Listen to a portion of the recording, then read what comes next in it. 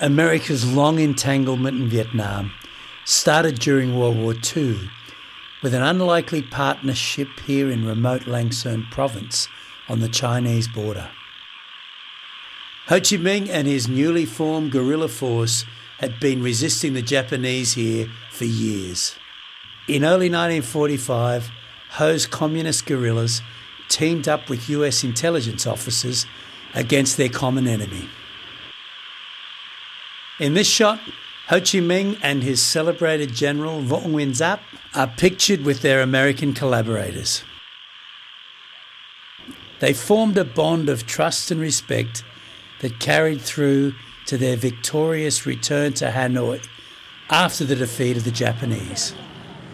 Behind me here is the mausoleum of Ho Chi Minh, President Ho Chi Minh, the man that led Vietnam's struggle for independence, first against the French and then against the US-backed South Vietnamese government. And it was on this square on September 2nd, 1945, that Ho Chi Minh gathered here with thousands of his followers to declare independence. It was the end of World War II, and Ho Chi Minh quite rightly thought that was a pretty good time to assert his people's right to independence.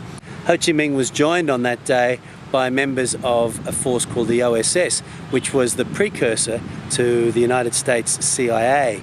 Those Americans were welcome guests and the same men Ho Chi Minh had been collaborating with in the far north of Vietnam against the Japanese. If they understood Vietnamese, they would have felt some pride as Uncle Ho commenced his speech acknowledging Thomas Jefferson's US Declaration of Independence, restating its core premise: all men are created equal. They are endowed by the Creator with certain inalienable rights.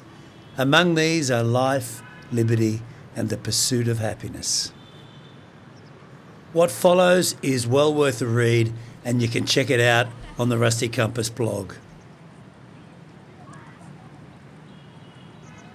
Seen here during those dramatic days in Hanoi is the head of the OSS mission, Archimedes Paddy, with General Vo Nguyen Giap.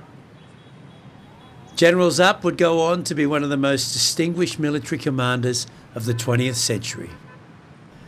After his brief collaboration with the United States against the Japanese, General Giap would build his reputation in the fight against US-backed French colonial forces and then the US-backed South Vietnamese government.